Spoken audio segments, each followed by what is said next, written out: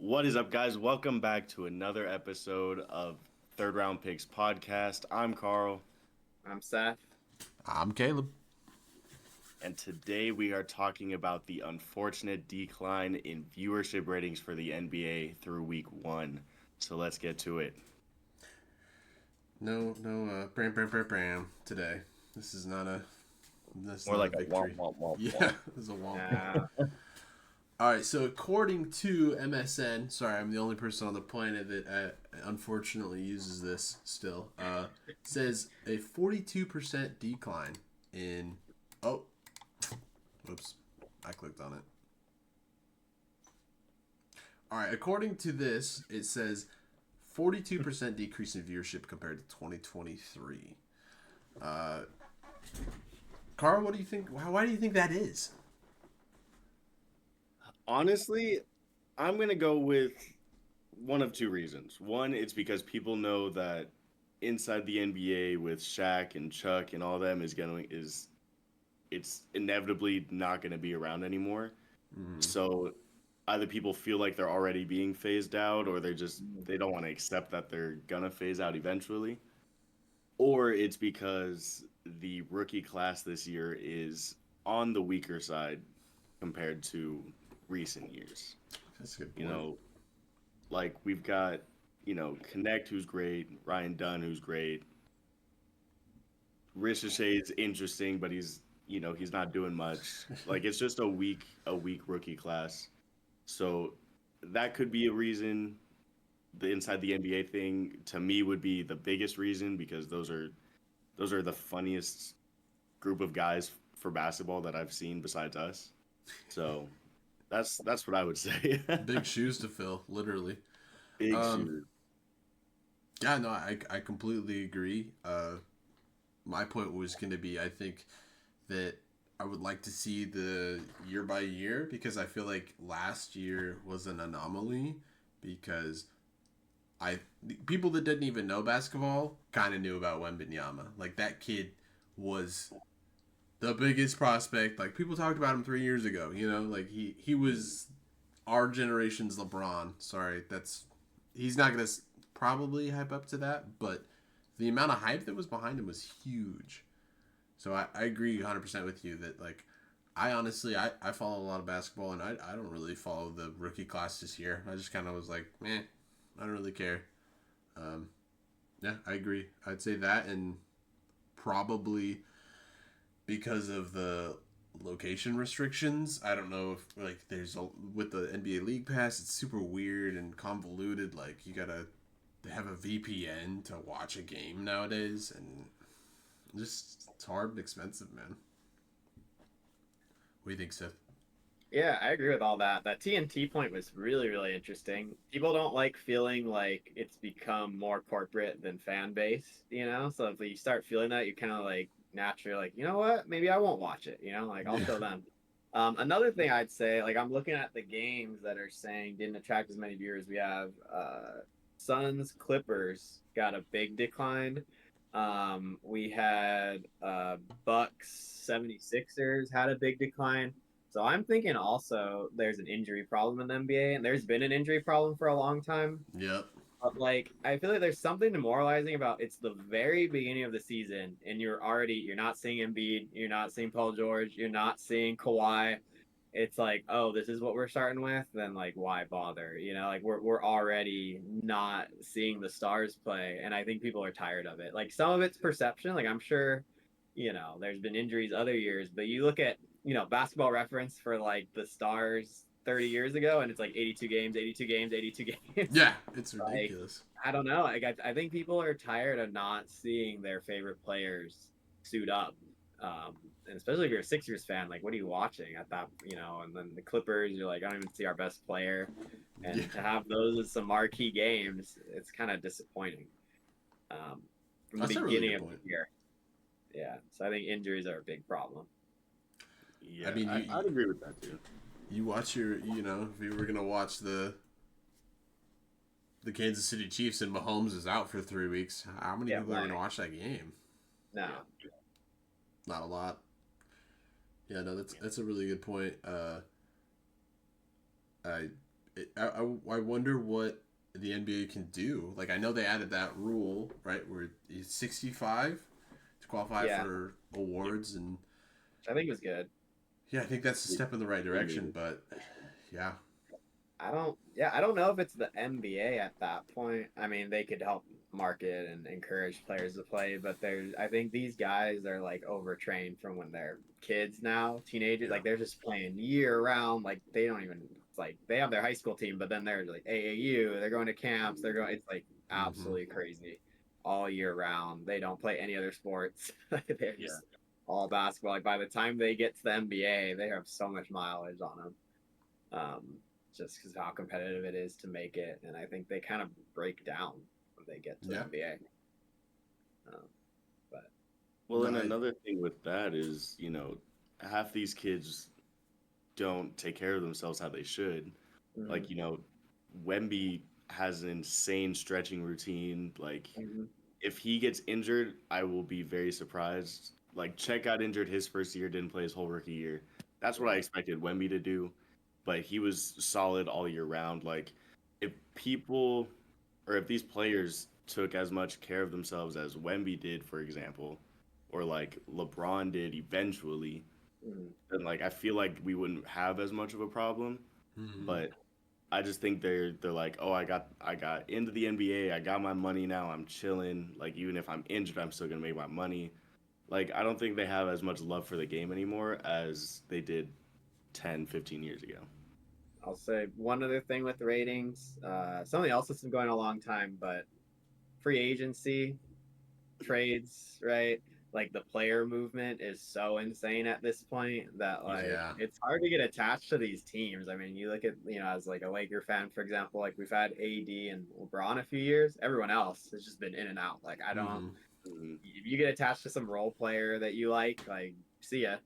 yeah, Like Yeah, the way the caps are now, like you can't afford a lot of it's like hard to keep anyone but your stars. And it's like with the Nuggets, right? Like having to give up KCP, like Bruce giving up some Brown other last year, guys. yeah, no, Yeah, like I don't know. Kind of you're not just stuck with the same team for long enough to really get attached. So I think that could factor in a little bit too. that's a really good point. I hadn't thought about that, but there I some of the greatest names in basketball uh, stayed with teams for a very long time. Like Kobe Mhm. Bryant, arguably is the biggest. Like I know Michael Jordan, but Michael Jordan stayed with one team until his Wizard days. Or, after Yeah, he didn't happen. retired and came back after trying to play baseball. yeah, Yeah.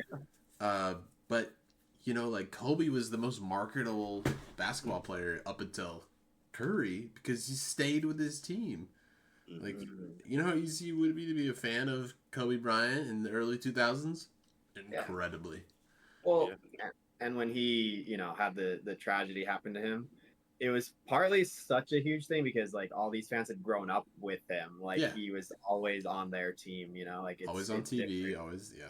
Yeah, I saw something that was interesting. I think D Wade was talking to like D Wade was saying that Durant would get a statue somewhere, and Katie was like, "I'm not getting a statue anywhere. Like I haven't been anywhere long enough." Mm-hmm. And I think he's right, but it's like crazy that you have one of the top maybe 10 players ever, and he's not. Not gonna get a There's no statue. iconic place for him to be. Yeah. Like Yeah. He's not a it's Brooklyn interesting, net. like that. He's not Like a warrior. yeah, and Like, yeah, like yeah. it's that's a big change, right? You could always associate a star player with like a certain team for like Mm-hmm. so much of NBA history. Westbrook, But 6 teams in 5 years. Like, yeah. but even him, it's OKC, right? Like that would Yeah. still be a little. But I was gonna say like KD, you could argue OKC or Seattle, whichever one you want to do realistically. But I mean, LeBron's been on three different teams multiple times for the Cavs. He's probably gonna get at least two, Yeah. yeah, at the very least. I think it for KD specifically, at least, I think it's just because he didn't really have that much of an impact on the teams that he played for. That's Like fair. the Warriors probably would have won regardless. Yeah. The Thunder weren't winning chips when he was there. So like I don't know. I feel like he doesn't necessarily deserve one, but if he stayed on the Thunder this entire time, I would say he deserves one, even if he had the Mhm. exact same path that he's had for right now. But It's like AI, right? Like AI just got his little statue, but it's still a statue, right? He never won one, but he became so iconic. Yeah, in it was like Philadelphia. this big, right? Yeah, So but weird. like there's a way to become an icon without winning a champion. Charles Barkley in Philadelphia and kind of Phoenix, like, but Do you think KD could have one if he stayed with the Suns the rest of his career? absolutely not. he wins one. Absolutely If not. he wins one, yeah, maybe. Absolutely not. Absolutely not. Absolutely not. He's That getting. dude's He gonna go looked missing if it's built. I'm just saying. That he thing looked would get. so good against the Lakers though. Like he was like bad. Looked like he was in his prime again. Like he's just unstoppable when he's on. If he could be consistent, I would stop being a KD hater. However, he's not consistent, so I will continue being a hater. Speaking of being an icon, there's talk going around the league that Carmelo is eventually going to be phased out of like basketball nerds history in a way, because there's LaMelo Ball who has his nickname, you know. There's Jokic who has his number in Denver, and Jokic is doing great things. And then there's Brunson who's turned New York back into, a great atmosphere. So there's people worried and questioning whether Carmelo's going to be just phased out of history, essentially. I was wondering what you guys thought about that. Yeah. Oh, you want to go ahead? No, you go Denver guy? first. I'll just Oh. steal your answers. I don't have a whole lot. I just think I agree. I think people are gonna look back on him as being overrated. Which I'm not saying I agree or disagree, but I think that might be like when people look back from like a future era or a current era where it's all about like two-way play and like impact on winning and like efficiency and all that, they're gonna kind of look at him like, oh, just ISO score. Like I don't know. But I don't know if that's fair. He's product of his era, like. But. Yeah, I think he's gonna be overrated when they look back on people look back in history that they're gonna look at him. No, I'm just kidding. I'm not gonna steal your answer, Seth. I disagree. I think that he will fade, but I don't think he will completely go away. I think that there will he had enough of a lasting effect. I feel like the headband, the sleeves. I think that some of the old heads will keep him around. Will he be where he's at now or where he was? Absolutely not. No. I think he'll be one of those ones where people are like, oh, remember Mello? And we're like, oh yeah. And but I agree, but I disagree. I don't think it'll be completely obscure. I think especially now because mid-range game isn't necessarily a thing really anymore. Like you're either in the paint dunking doing a crazy layup or you're shooting threes. I mean, Yeah. DeMar is like the last of a dying breed realistically. Like, so Jamal's got it a little bit too. would you say that's mostly what he does though? No. Yeah. I like it when he does that. Agreed. But, yeah. I think more people, KD, can't believe I forgot KD in that. I feel like if more people were to pick that back up, like mid-range specifically, the games would probably be a lot closer and, in my opinion, probably more fun to watch. Going back to the viewership thing, I feel like that could help a little bit. Is that going to happen? Probably not, but you never know. Yeah, I think there's a little bit of a problem that teams play too similarly these days. Like you used to have all these different, like, oh, here's the slowdown defense. You have like the Pistons, and then you have like maybe a faster paced team. Then you had like the Suns with like Amari and Nash were completely different. Mm-hmm. And then you'd have like the Lakers would play the ISO with Kobe, and now I think it's like because of analytics, like everyone figured out the best way to play, and so they all just do that. Yeah. But I agree. I was going to say, clickbait title, do you think threes are ruining viewership? I'm going to give my answer and I'll let you guys think. Yeah. I kind of do. Here's why. Because I feel like it shakes the top guys and the bottom, and it gives those bottom guys just like a chance to be up here and play out of their league. I know they're all in the same league, but let's take the Brooklyn Nets, for example, who have no business. I know my team sucks, but have no business dropping 35 in the first quarter and shooting 60% threes in a half. And I know there's defense and 3 defense, but there's a lot of offense that you can do in the league now that is really, really hard to guard. Those transition threes, the step to the side twice, that's a travel, and you throw it up. Like, when they just chuck 48 threes up in a half, or whatever it was in 3 quarters, and they make some of them, it makes it kind of like, I don't want to use the word boring, but it makes it like a 2-dimensional game. Like, you have pattern recognition, those of us with ADHD, where you're like, oh, I know exactly what he's gonna do. They're gonna go, and he's gonna screen, he's gonna kick it out, and 3 in the corner. Oh, look, there it happened. And that is something that you don't want for entertainment, is like predictability. Like, if you knew exactly how every show that you watch was gonna end, would you watch it? Definitely not. If it's really good though, depending. Fair enough. Anyways. I think those are really good. That's a really good way of putting it. Like, predictability is boring to watch sometimes. I mean, I also think like I remember watching the Olympics, and there was like a different level of emphasis on each point because it was lower scoring. There's more defense.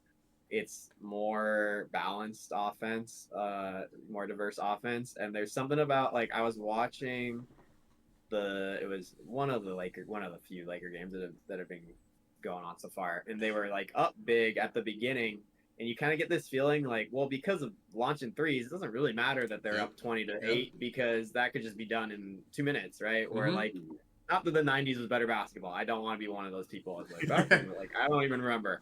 I wasn't watching, but like, I think there is like something in the fact, like, when the game ends 85-80, a basket is like, oh wow, okay. Like, when it's the third quarter and someone makes 6 straight points, it's a huge deal. Now, if it's 135-130, it's kind of like 6 straight points. I don't even remember. Like, I don't remember who did that when, right?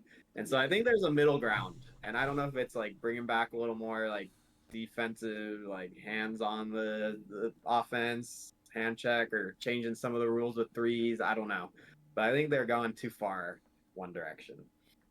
I agree. Yeah. I would say yes, but also the defense is also a major problem. Because I think if they took out the if they took out the offensive 3-second rule, which would break the league entirely, we probably wouldn't see as many threes, because then they could just stand there and create new plays, which would in turn it would kind of bring the NBA back to what it was with unpredictability. But yeah, I think chucking up threes, and obviously some of them are going to go in, but if, like, for the Suns for example, we've got at least 3 or 4 players that are decent at shooting threes. But if we go against the Wizards, for example, we're not hitting any threes, but they hit 4 threes, all of a sudden we're down 12. And since we're not making any, we're going to lose. Yep. So as a Suns fan, I'm not trying to see my team lose to the Wizards. But because of the way basketball has evolved and threes are now a thing, I just have to deal with it. I would like to say, though, I don't think Curry ruined the league with that, though. Because a lot of the times people are like, oh, Curry ruined the league with shooting deep threes and blah, blah, blah. I don't think that's what happened at all. I just think he revolutionized, yes, but it's on the teams and the league for allowing it to expand to get this far. Because even the 3-point contest, they added a whole separate 3 to take further back. So, like, you could miss a whole rack and still end up winning by like 1 if you hit one of those threes. You know what I mean? Yeah. So, threes have definitely impacted in one way or another. I want you guys, basketball nerds, to think about some of the greatest games you've ever watched. Okay? Like, I'm talking Game 7, 2016 finals, something like that. Is it the threes that you really remember, or is it that like where you hold your breath for several minutes because nobody scored and you're like you're hanging on that basket, like you said that piggybacking off of what you said, where like those games, like the playoff games where it's like nobody scores for like 2-3 minutes. The one that comes to mind for me is that Cavs Warriors one where Kyrie hits that three. Yes, I know I'm contradicting myself. But it was like 2 or 3 minutes where nobody scored, man. And that was that's like that was the best basketball. That's part of what got me hooked is watching that. And you're just like, what are they going to do? What are they going to do? And I don't feel that as much. I know. It's comparing like a Marvel Prime movie to Agatha all along. Like that, I'm not trying to do that. I'm not. But what I am saying is there needs to be a way where we can find a happy middle ground. Like, let's keep this old knucklehead defense, but, let's fly some threes. Also, Curry did it in such a cool way. These guys that just sit in the corner and concrete shoes it, like, I hate that, man. They don't even move, some of these guys. Like, they just sit there. Like, what am I watching? Ugh. Yeah. I'd say, honestly, the last game that I remember getting me off my feet, like excited, crazy, wasn't expecting, was the 2019 Raptors final game against the Sixers. Yeah. Like, when Kawhi hit that shot, I was not expecting it. No. That's probably the last time I was truly excited watching at least the last 4 minutes of a game. Even in the 21 Suns run. Like, that was like... It was all right, but that 19 Raptors against the Sixers game.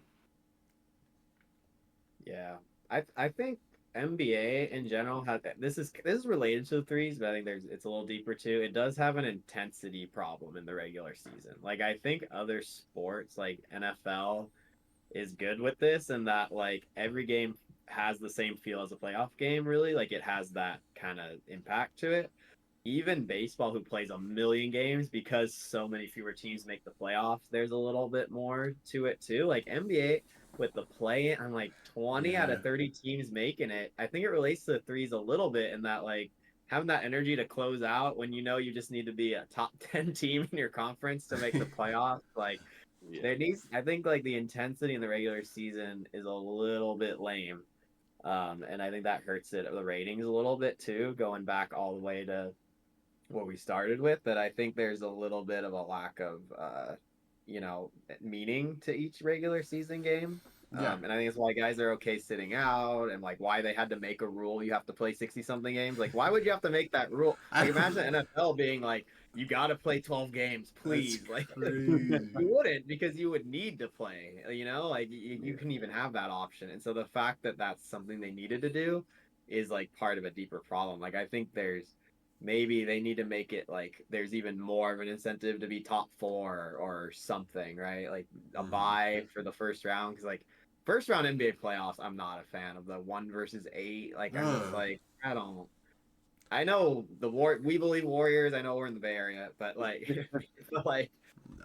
I don't know, like it's something, it's almost like it's a little bit of a waste. Like I think maybe figure out a way to make the regular season a little more intense by altering something with the playoffs in some way, whether it's less teams, buys, I don't know, but I think that's part of it.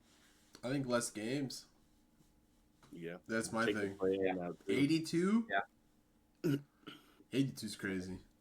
Maybe a little outdated. Yeah. Yeah, I just like I feel I know it'll never change. Like I truly in my heart of hearts know that it'll be 82 forever.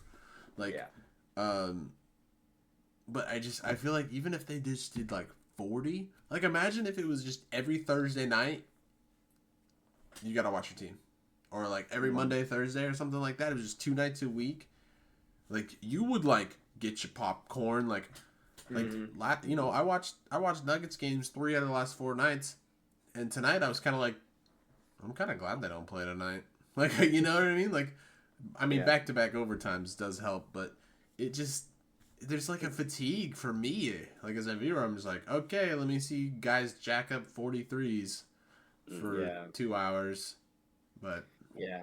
I think the 82, when they used to play 82, they weren't the athletes they are. Like when they made it 82, like we Yeah. had guys who were, like it just wasn't the same level. Like the injuries weren't as common, like the wear and tear wasn't as bad. They weren't working that hard in the off season. Like now to still play 82, I think I don't know if it's necessary anymore. And we've got a season going from October to June. That's kind of crazy. it's Like ins- that's crazy. and the playoffs are so long. Like it's like Yeah, a season. I think Yeah. yeah. Because the I don't know. playoffs go right up We'll until the see. draft. Yeah. Yeah. It's ridiculous. So is that Yeah. what are our solutions on a closing note? Like a quick solution, like if you were the commissioner for a day and you had to solve this problem, what would you do? I would go crazy. I would say I'm gonna make the playoffs a lot more cutthroat. I think the most intense sporting event in America is the NCAA tournament. You don't need a one game, do or die, but I think the first round is like a 3 game series. Okay. Three I game like that a series. If lot. you're an 8 seed, you win 2 games. Oh, all right. Yeah. 1 seed sucks for you. Yeah. Like I want just like crazy intensity. And then I would only have maybe the conference finals and the finals be 7. I would have 3, 5, 7, 7. I would just make it a little bit more of a crapshoot, and some fans are gonna be pissed that maybe the best team doesn't always win, but Yeah. that's what makes it fun. Like you got to Yeah. bring it. So that would be what I would do, something crazy like that. Okay. I like that a lot. Take it back to what is it, like the 80s or the 90s? I think that's how they started. It was they'd have to win 3, and then I think everything else after that was 7. Yeah. But I think if they take out the play-in, shorten the season by like 10 games maybe, and then do that in the playoffs, it'd be way better watch. Oh, yeah. Like people talk about voters fatigue, there's viewers fatigue now. Like Yeah. Exactly. I'm not trying to watch, like, even if I was a die-hard fan for my team, which I'm not because they're bad, but it is what it is. Even if I was a die-hard fan, I still wouldn't watch every game. Like it's the same thing. Like even if we have a different coach, we rotate different players, like it's still the same game no matter what it is. So I think definitely shortening the playoffs, taking out the play-in, because I'm not trying to see the Wizards somehow make it into the playoffs if they're bad. Yeah. Yeah. Like those that's what they would have to do. Are they going to? Probably not. But viewers are tired of it. So Yeah. They are. I know. Yeah, we are. I think that those are all wonderful, great ideas. But I think the only thing that can save this league is Curry joining the Lakers.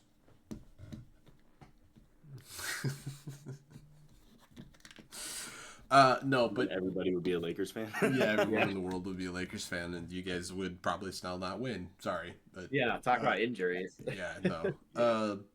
I think that if there was a way to dial back the clock and kind of let these guys, I don't, what I mean, it's so competitive, but like let them have restrictions on, hey, you can't play basketball for 360 out of 365 days of the year. Like you can't injure yourself.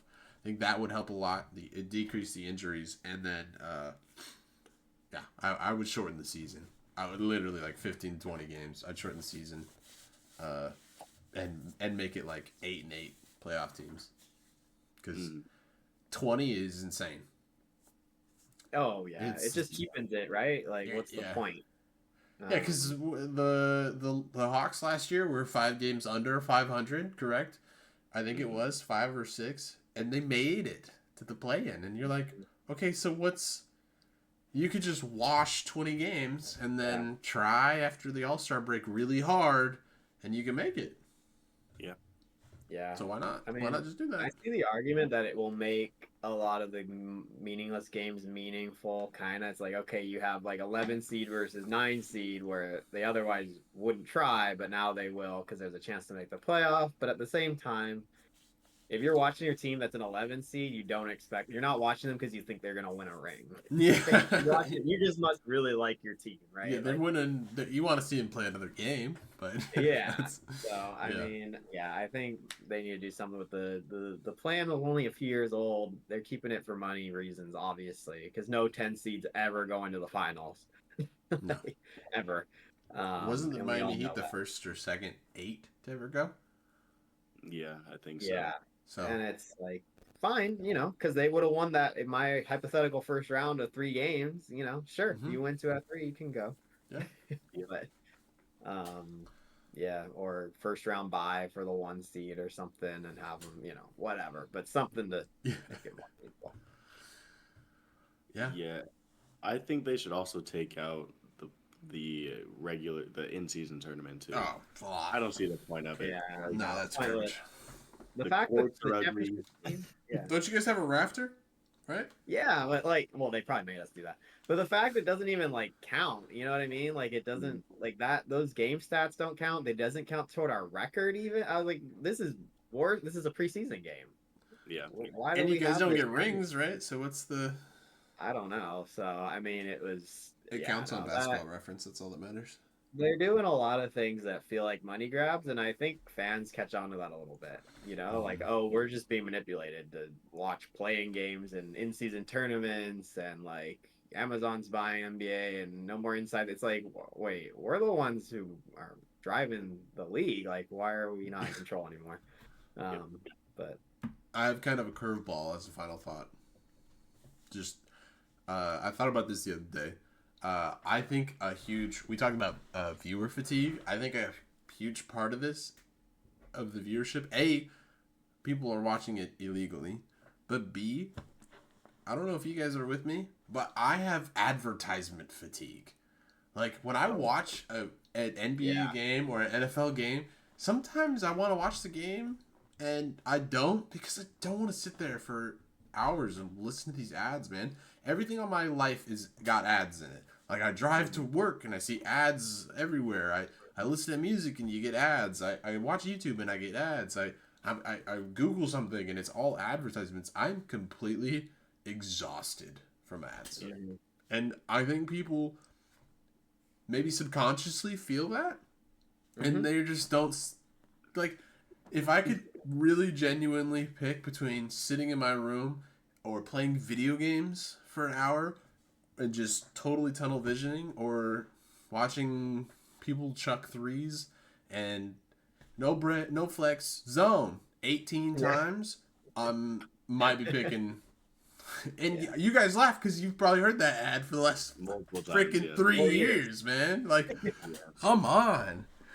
So that's my final tangent on the decline too. Is I think these advertisements, man, they're sucking and they're just trying to get every drop, and we feel it. I guarantee commercial breaks are way longer than they were 15, 20 years ago. Oh, 100% they are. Oh, I actually talked to my grandpa about that a couple months ago. Like, he said there would barely be any ads. Like, it'd be like a total of 5 minutes for a full hour episode of something. Yeah. Like, Not anymore. Isn't it Yeah. 18 minutes per 30 minutes are a show and the rest are ads now? Because it used to be 22 and now I think it's 18. Yep. That's crazy. So would you guys watch, because obviously, you got to fill time, or they're trying to fill time for like timeouts, which also full timeouts are only 60 minutes, so why am I watching an ad for 3? Would you watch, hypothetically, if inside the NBA was extended, would you watch every timeout just them talking about something random and then going back to the game? Oh yeah. Yep. Because that's enjoyable TV. Mm-hmm. Like, I would 100%, even if it's the 30-second timeouts, I would love to be like in the huddle hearing what like JJ is saying to them, or what Doc Rivers is saying to the Bucks. The grimace. Like, what not The to do if you grimace. But like, bring some, like, there needs to be some way to bring the viewers into the game, as opposed to buy these ruffles that are on sale for right now. LeBron James ruffles. Right. It's the timing too. Like you'll have 30 seconds to go in a game. You'll get it's super intense, tie game. You'll get a full timeout, and then you see Ruffles commercial, and you're like, I don't even remember who had the ball by the time we get back. Yeah, and it kills it, right? Like imagine you stayed in the arena, like some streams on like League Pass or something. It will like take you to the arena view, and it's so much better. Like I know, I love like those. I still love there League Pass the whole time. Yeah. Yeah. Because YouTube TV is good about that. You have less. It's still a lot, but like, dude, Amazon is gonna kill this league. Oh no! Amazon is going to kill it with their ads. I will not be surprised if NBA games are extended by a huge not a huge margin, but a significant margin. Maybe we might see more fouls. We might see more timeouts, just for this reason. Yeah. So